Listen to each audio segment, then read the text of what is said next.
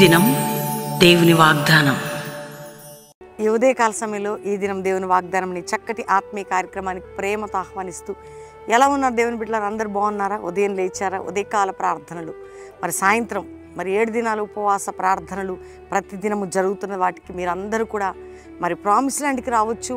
ఎందుకంటే చక్కగా 19, 20, 21 కూడా మంచి సభలు కాబట్టి కల్వరి ప్రామిస్ ల్యాండ్ హైతనగర్ దగ్గర ప్రేయర్స్లో బలంగా మనందరం కొనసాగవచ్చు. దేవుడు ఎంతగానో దీవించబోతున్నాడు.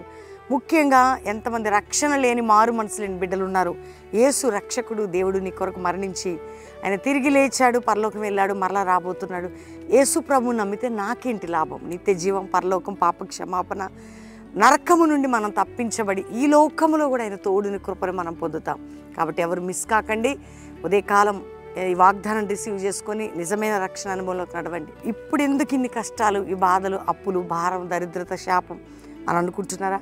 లేదంటే ఎవ్వరు పట్టించుకోలేని స్థితిలో ఉన్నానండి నేను. నా భర్త కూడా, నా కుటుంబ సభ్యులు, నా ఆత్మీయులు, నా ప్రియులు మోసం చేశారు, ఒకవేళ సంఘం నన్ను విడిచిపెట్టింది, ఇలా ఎందరో ఎన్నో కష్టాల్లో ఉంటారు కదండి. కానీ దేవుడు మనల్ని కలుగజేశాడు, ఆయన మన మీద కృప చూపాడు.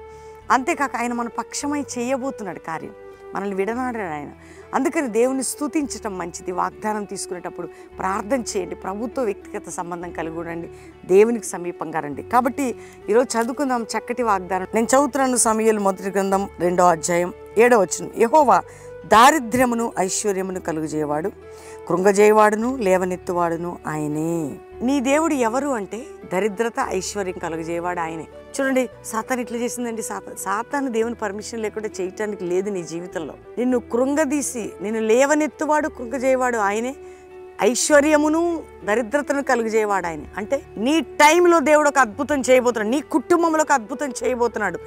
నీ దేవుడు ఎవరు అంటే నిన్ను ఆశీర్వాదానికి వారసులుగా, ఆత్మీయ ఆశీర్వాదానికి, ఆరోగ్య ఆశీర్వాదానికి, ఐశ్వర్యం అనే ఘనత, అంటే అది శారీరకమైన ఐశ్వర్యం కాదండి, ఇహలోక సంబంధించిన సంపదని కాదు, ఆత్మ ఐశ్వర్యం, ఆరోగ్య ఐశ్వర్యం అంతా కూడా ఐశ్వర్యమును, నీ జీవితాన్ని నేను లేవనెత్తి నీకు ఐశ్వర్యం కలుగజేసే దేవుడు ఆయన. చాలామంది అంటారు డబ్బు గురించి ప్రసంగం చేస్తున్నారు. డబ్బు గురించి కాదు, ఆత్మానుసారమైన ఐశ్వర్యం కదండి. మహదైశ్వర్యం అంటాడు కదా, మట్టి ఘట్టములో పౌలు మహదైశ్వర్యం అంటే అర్థం ఏంటి? ఆ మహదైశ్వర్యం ఆత్మ సంబంధమైన ఐశ్వర్యం, ఆత్మ సంబంధమైన ఆరోగ్యం, ఆత్మ సంబంధమైన బలం ఉంటే బాహ్యంగా కూడా మనం దీవించబడతాం. కాబట్టి ఈరోజు మీరు ధైర్యం తెచ్చుకోండి. నీకు నీ జీవితంలో దేవుడు ఈ అద్భుతం చెయ్యబోతున్నాడు. నిన్ను పైకి లేపువాడు, నేను నిన్ను పైకి లేవనెత్తేదను, నీకు ఐశ్వర్యము, ఘనత. ఈరోజు దేవుడు నీకు ఇచ్చే వాగ్దానం, నీకు ఐశ్వర్యము, ఘనతను నేను కలుగజేసేదను. ధైర్యం తెచ్చుకో. నీకు ఐశ్వర్యము, ఘనతను నేను కలుగజేస్తా, నిన్ను లేవనెత్తుతా, నీకు నేను సహాయం చేస్తా, అన్నీ నేనే చేసేది అని వాగ్దానం చేస్తున్నా. చక్కటి వాగ్దానాన్ని ఎట్టిపట్టి ప్రార్థించండి, స్తుతించండి.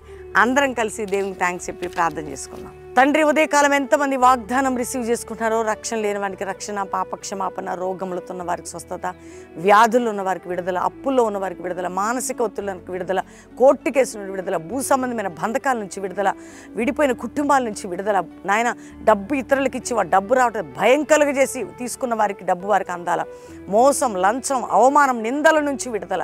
అయ్యా, ఇతర దేశంలో మా ప్రియులు ఎవరెవరు ఉన్నారు వారికి ప్రొటెక్షన్, భద్రత, కాపుదల, రక్షణ. వారి దేశంలో వారు ఉన్న చోట నీ సన్నిధి, నీ దూతల సన్నిధి. భారతదేశాన్ని రక్షించండి. మా ఆత్మీయ నాయకులని, సేవకులని, ప్రతి ఒక్కరిని ప్రొటెక్ట్ చేయండి. కల్వరి మినిస్ట్రీ మీద నీ కృప, దైవజన్ని, నన్ను, నా కుటుంబాన్ని, మా బిడ్డలు లేవనెత్తండి, సంఘాన్ని లేవనెత్తండి. ఈరోజు మ్యారేజ్ డే బిడ్డల్ని గొప్ప ఐశ్వర్యం, ఆత్మీయ ఆరోగ్య ఆశీర్వాదాలతో నింపండి.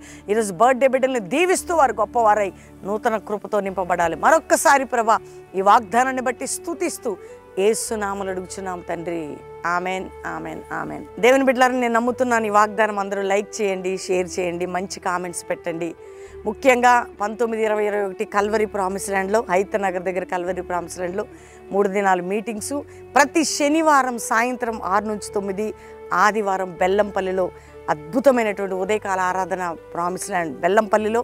అంతేకాకుండా శనివారం సాయంత్రం బెల్లంపల్లిలో ఉంటుంది.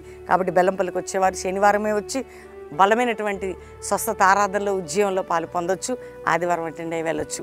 మరి 22, 23, 24, 25 ఈ నెల Eluru Saint Xavier high school grounds మంచి ఉజ్జీవ సభలు ఏలూరు చుట్టుపక్కల వారందరూ ప్రార్థించండి, పాలు పొందండి, దేవుని దీవెనలు పొందండి. అంతేకాక దేవుని బిడ్డలారా 29, 30, 31 ఛత్తీస్గఢ్ బిలాయిలో మీటింగ్స్ ఉంటున్నాయి. ప్రార్థించండి, దేవుని కృపను పొందండి. దేవుడు మీ అందరినీ దీవించునుగాక. Praise the lord.